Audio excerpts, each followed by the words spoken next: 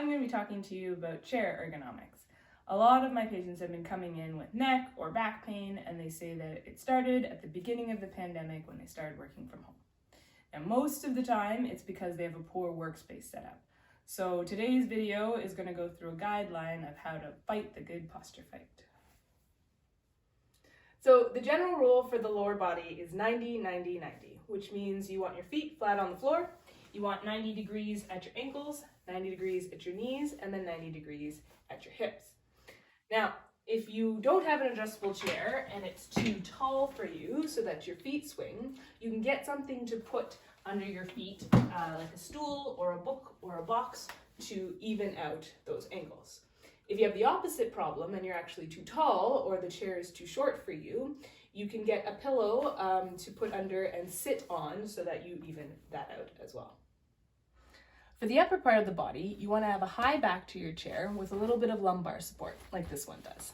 If you don't have that luxury, you can get a small hand towel and roll it up and stick it in behind the small of the back for some support. The next part is a little tricky.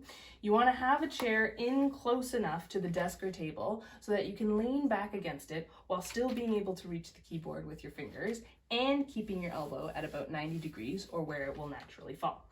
This can be hard at a dining room table, but if you mess with the seat height or get a different chair, that can make a big difference. The monitor should be at about eye level. If you don't have a PC, that can be hard. My little DIY fix for that here is to put it on some textbooks.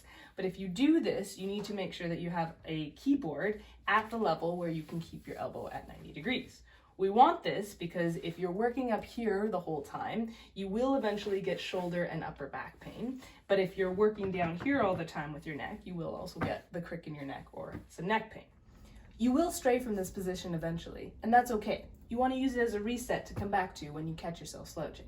This position allows you to stay in a good posture without actually using your muscles very much, which is a good thing. Because no matter how strong you are, your muscles will eventually tire and they'll get sore and complain when they do. So you want to give your body lots of support in a good posture and then get up and move when you do eventually get tired and stiff. And that's the bottom line. Even with all of this, you want to make sure that you still get up and take frequent breaks. We were meant to move. Moving is good for you. So make the best of your workspace at home, take frequent breaks, and happy desk working.